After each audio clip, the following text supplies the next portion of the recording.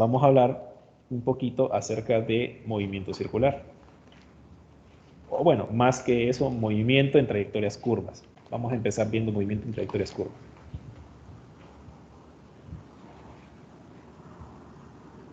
Pero lo vamos a enmarcar todo en el contexto de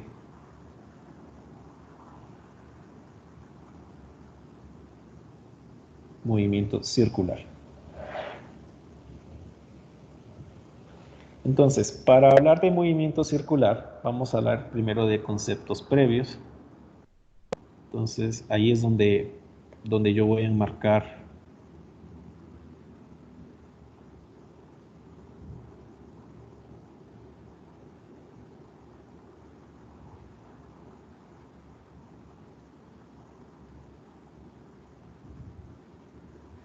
el movimiento en trayectorias curvas. Recordemos un poquito la aceleración. Cuando nosotros vimos la aceleración promedio, para eso díganme, la aceleración promedio por definición de la fórmula, ¿a qué era igual? Deme la definición más general posible, o sea, no me dé nada en términos de X ni de Y, solamente la definición más general posible. El cambio de velocidad entre el tiempo. Correcto, el cambio de la velocidad instantánea con respecto al tiempo. Voy a extraer una gráfica que en su momento pues planteamos para poder determinar a qué era igual esa cantidad, que es esta de acá. Ahí está, pues cuando nosotros hicimos el cálculo, bueno, el cálculo matemático y además geométrico de la aceleración promedio. Entonces esa gráfica la voy a ocupar y por eso pues la traigo para acá. Ahí está. Muy bien, entonces tengo eso de ahí. Entonces nosotros teníamos que si íbamos a través de una trayectoria arbitraria, una trayectoria curva, así como esa que tenemos ahí, usted podría evidenciar que el vector cambio en la velocidad es un vector que no va tangente a la trayectoria. Véanlo por la misma forma del análisis que hicimos en su momento. Lo primero que hicimos fue re-referenciar B1 y B2, dándole un origen común. ¿Ya?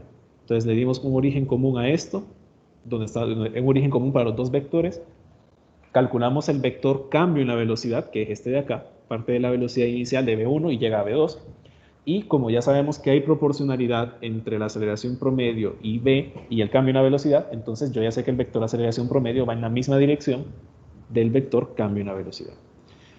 ¿Qué es lo que me interesa rescatar de lo que vimos en su momento acerca de esto?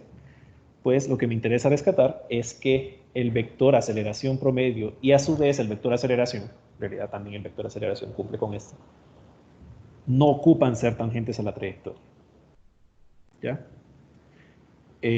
Así como en el caso de la velocidad por su propia definición tiene que ser tangente a la trayectoria, porque así lo definimos, ya en su momento.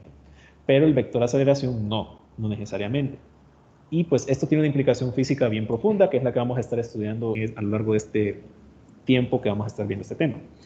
Entonces vamos a partir nuestro análisis del movimiento circular desde el caso más general, que son las trayectorias curvas, considerando la observación de que esa aceleración, el vector aceleración, no la aceleración rectilínea, la que hemos venido viendo hasta ahora, el vector aceleración no necesita ser tangente a la trayectoria.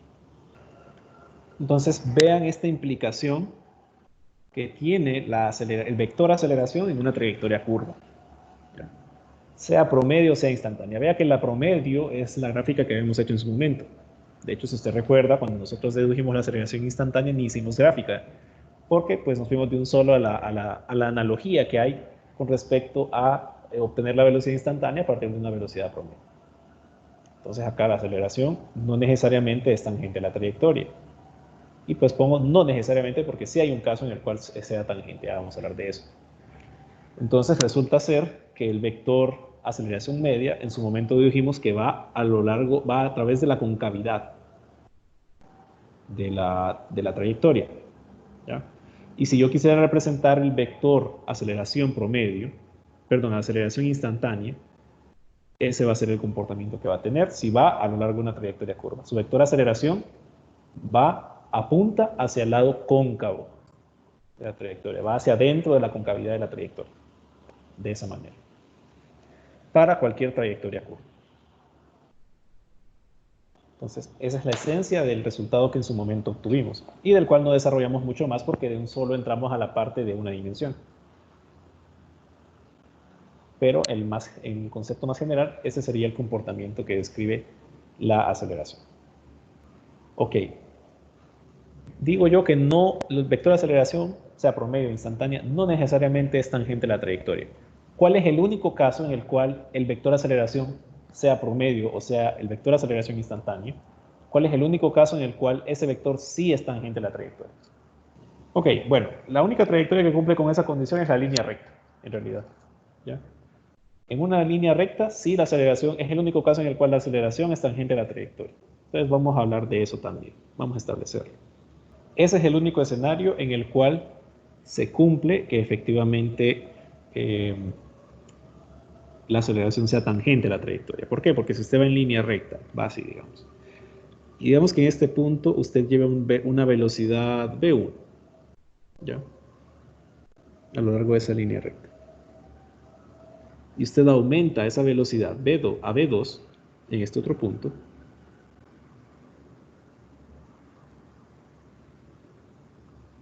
Entonces el vector del cambio en la velocidad forzosamente tendría que ir proporcional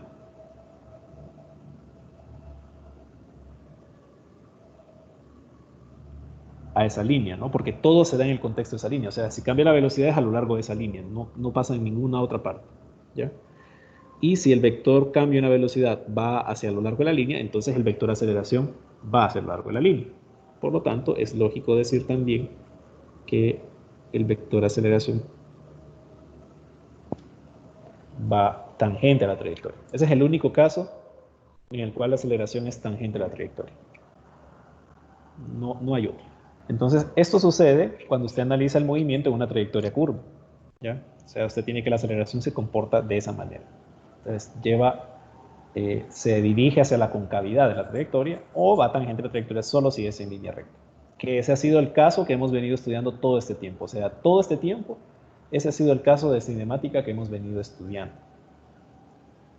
¿Ya? De cierta manera. Cuando vimos cinemática en una dimensión. Cuando vimos cinemática en dos dimensiones, de hecho, sí estudiamos esto, solo que no era evidente. ¿Ya? Pero vean que sí es cierto, porque a lo largo de la trayectoria, el vector gravedad, la aceleración siempre iba perpendicular a la dirección del movimiento horizontal, por ejemplo. Entonces, en cierta manera también lo estudiamos, pero no profundizamos en ese detalle. Ok. Ahora, cuando usted tiene una trayectoria curva, plasmar el vector de aceleración sea promedio o instantáneo en términos de X y Y no es tan práctico, porque una trayectoria curva puede moverse como sea, ¿no? O sea, usted puede tener un culebrero ahí y pues esa sería la trayectoria. Y estar analizando eso en X y en Y resulta algo un poquito complicado y pues no es necesario complicarse tanto.